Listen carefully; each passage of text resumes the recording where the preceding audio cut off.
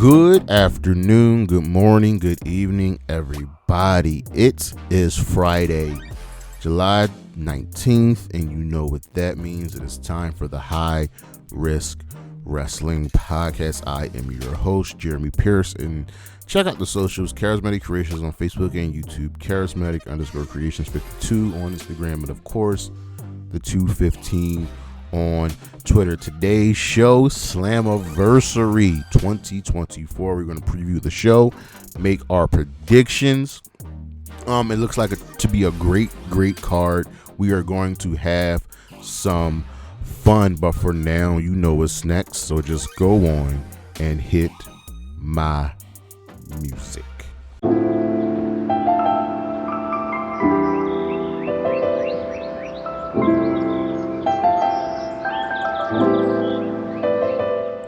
All right, so before we dive into the card, before we make our predictions, you know we got to look at last year's show. And last year's show had 11 matches with 3 on the pre-show. So on the pre-show, we had Heath and Gujar defeat the Good Hands. Jody Threat and the Death Dolls, Courtney, Rush, and Jessica, defeated the Shaw Tourage, which was Gisele Shaw, Savannah Evans, and Jai Vidal. And Kenny King defeated Joe Hendry. This was for the Digital Media Championship, with Kenny King defeating Joe Hendry for the championship. Then on the main card, Kushida defeated Allen Angels, Jake Something, Jonathan Gresham, Kevin Knight, and Mike Bailey in an Ultimate X match to become the #1 contender to the Ultimate for the X Division Championship. MK Ultra, the team of Killer Kelly and Masha Slamovich, defeated the Coven, Taylor Wilde and Colin King, to become the new Knockout Tag Team Champions, and they went on an amazing run after that. Still a top team at some point. Leo Rush, hold on. Team Canada, Scott Diamore and Eric Young defeated Bully Ray and Cody Deaner. This started out as a one-on-one match and then a handicap. It was a whole thing. Leo Rush defeated Chris Sabin to become the X Division champion. Who remembers that? The team of Subculture, Mark Andrews and Flash Morgan Webster defeated ABC, Ace Austin and Chris Bay, Brian Myers and Moose, and Rich Swann and Sami Callihan in the Fatal 4-Way Tag Team match to become the new Tag Team Champions. Eddie Edwards defeated Frankie Kazarian. This is part of the really good feud they had last year. Trinity defeated Deonna Purrazzo by submission to become the Knockouts Champion, and Alex Shelley defeated Nick Aldis to retain the Impact World Championship. But without further ado, let's get into the 2024 show. We have 11 matches, surprisingly, on the card once again. And we start off with 3 matches on Countdown to Slammiversary. That's the pre-show. Their pre-shows are called the Countdowns. And we have Zaya Brookside versus Gisele Shaw versus Tasha Steelz versus Faby Apache in a fatal 4-way match. Now, this one is good. This one is stemming from just good old competition. It's really that simple. And look, as much as I love Tasha Steelz, she's not winning this match. And Faby Apache is a new contender, a new challenger who's been put here, but she's going to get some time to shine, but she's not winning this match. This is really coming down to Zaya Brookside and Gisele Shaw. Zaya's Brookside star is growing, and Gisele Shaw is now working with Gail Kim. It's a matter of, honestly, here's what I feel about it. It's a matter of who wins in the main event. Not the main event, who wins the women's championship match, the knockout championship match. I'm going to go out on a limb here and say Gisele Shaw wins here, but this is going to set up another feud, some more good stuff. It's going to be exciting. Then we have Kushida versus Jonathan Gresham. This is also on the Countdown to Slammiversary, and this one all stems from Jonathan Gresham's new demeanor. He is really embracing that nickname of the octopus, and it seems like when you get into the ring with him, if you touch him, if he spits that ink in your face, you change, and you change for the worse. Kind of like what happens with the House of Black. And Kushida is the latest victim. People are started wearing masks. People started wearing gloves. So we'll see where this goes. This is going to be a really, really fun and fantastic match with two highly trained and technically skilled wrestlers. I don't know if Kushida's going to have his backup. So take Gresham here. I think Gresham wins this just to continue his character and some more growth that we've got going. And lastly, on the pre-show, the countdown, we have the Militia, the team of Alisha Edwards and Masha Slamovich, defending the Knockouts Tag Team Championships against Spitfire, Dani, Luna, and Jody Threat. Now, this stems from Under Siege, where the Militia defeated Spitfire to win the Knockouts Tag Team Championships, and they continue their reign under the direction of their while Spitfire continued under the direction of their mentor Lars Fredrickson, who had competed in several trial matches, and they got the rematch clause. And the final trial was a 10-minute challenge between Luna and Jody, right? And that ended in a draw, and they were given 5 extra minutes to finish the match, but it never ended because the Militia attacked them. So Spitfire got the rematch, and I like the team of Spitfire, but here's the thing. And this is going to really tell you how I feel about the rest of some of these title matches. I don't think the system are losing. And if anyone is going to lose, it's going to be here. Because what happens when Killer Kelly comes back and she wants to be with our tag team partner again? I'm going to go on a limb and say Alisha and Masha retain here with a 3% chance that they could possibly lose. Next up, we have a match that was recently added that looks quite fun. The Rascalz have reunited. Trey, Miguel, Wesley, and Zachary Wentz will be taking on the No Quarter Catch crew from NXT. In this war between the two kind of companies is exciting. It's exciting, and not only that, the No Quarter Catch crew have made their presence known on TNA, and Charlie Dempsey has gotten W's. And Wesley is coming off of a loss, not knowing what to do, and he had to have his boys show up at NXT to reinvigorate him and give him a new lease and love for wrestling. This match could steal the show because you have this great technically sound faction in the No Quarter Catch crew versus the wildness of the Rascalz, and this will help the No Quarter Catch crew because you have Trey, Miguel, and Wesley, to a lesser extent Zachary Wentz, who are the veterans here, and Trey Miguel is one of the best in the world. This is going to be fun. I don't think it will end here, only because we haven't gotten one-on-one matches like Trey Miguel versus Charlie Dempsey. Kind of want to see that, but don't expect NXT to win here. Just how NXT won on their home turf, I'm taking TNA to win on their home turf, so take the Rascalz to win. Next up, we have Mike Santana versus Jake something, and Mike has been doing some good work here. Like, since returning to TNA, finally getting that push that he wanted, that singles run, it's been good. And yes, he lost out on appearing in the main event for the title. It's because he and Jake something lost as a tag team. They were fighting to qualify for the match, and you cost me the match. We lost, so now I got to beat your ass. So Mike Santana versus Jake something is an interesting match because both men need the W here. Question is, who needs it more? Who has to have this win? And I think it's got to go to Santana. Now the thing is, Jake could have Cody Deaner just waiting in the wings to give him a W to help him out, but Mike's been really pushing it, and I'm going to take him to win here. Next up, we have the TNA Digital Media Championship and the Canadian International Heavyweight championship being defended by AJ Francis as he defends against PCO. And this started because First Class, AJ Francis and Rich Swann were just mocking the buddy romance between PCO and Steph DeLander. Were trashing them, took the roles.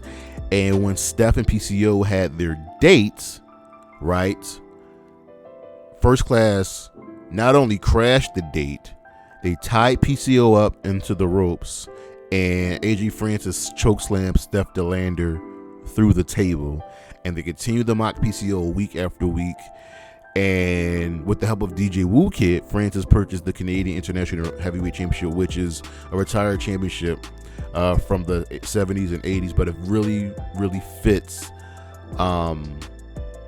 AJ Francis' gimmick of, the collector of precious things. And this title also ties back to PCO's native Quebec. So this is spiteful. This could go either way.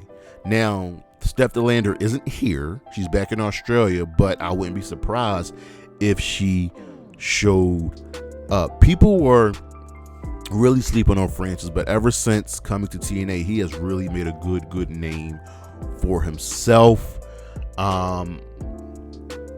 He's been on a roll, and I don't think you can end that here. He's going to get a fight for sure from PCO, and I think just because Steph isn't there, it's going to cause PCO. So take AJ Francis to retain both championships. Next up, we have a tag team match for the TNA World Tag Team Championships as the System are defending against ABC. And this is some good stuff here. This is all about the System. They don't lose. They always win. So how can they combat a team that is as good as ABC? This could be the match where the System loses. I just find it a little odd, slightly odd, where something's got to give, and this is going to be the toughest challenge that the System will face. It's going to be a really good match. So it's like, do they lose the Knockouts tag team titles, or do they lose the tag team titles? And ABC have been on the outs, and they're trying to get their groove back. So that could really play here. I don't think the ABC are going to break up. I just think the System might have a little something in store for this. So I'm going to take the System to retain. Then we have Broken Matt Hardy versus JDC, who's Johnny Dangle Curtis.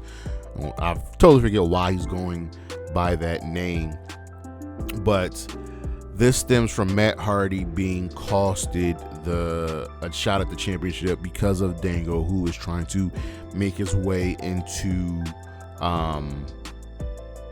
the System. And this is essentially Moose, by order of Moose, you need to deal with Matt Hardy. You want to get into the System. It's really that simple. So does JDC get the W? Does he deal with Matt Hardy?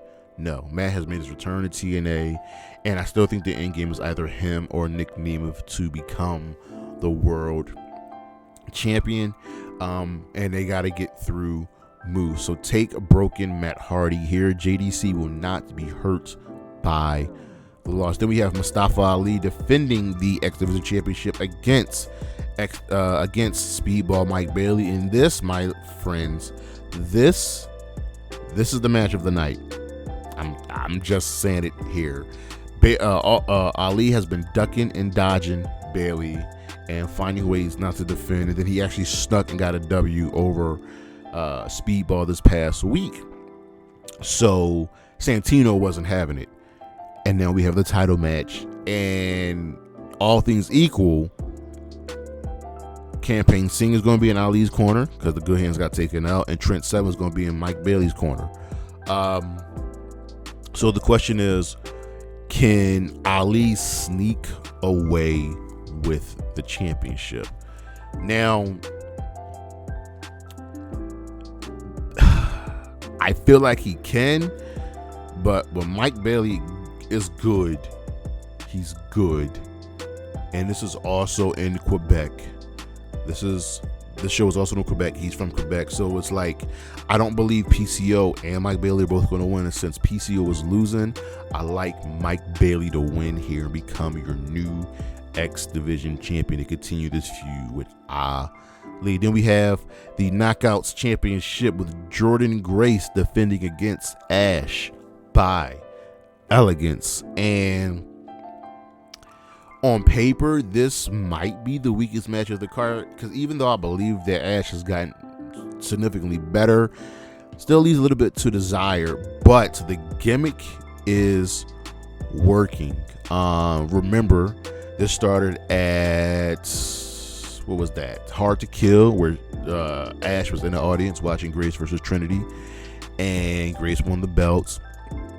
And then Grace showed back up in NXT Grace showed up in NXT to challenge Roxanne Perez, and Ash prevented Tatum Paxley from stealing the Knockout Championship, because that's what she wants. And then at Against All Odds, Grace received the championship against Paxley in an open challenge. And Ash tried getting physical with Grace, but she was unsuccessful. However, she tried sending the message to Grace after her victory, putting her opponent down with her finisher. So Jordan didn't like that you're winning matches with my finisher, and Ash kept poking, kept prodding, and laid out Grace, and Grace was pissed and laid the challenge, and here we are. Like, the head says that Grace is going to win. She's just been too dominant. She's been on too much of a roll. But Ash is finally in the championship match, and she's the new star on the block. I think you have to put the championship on her.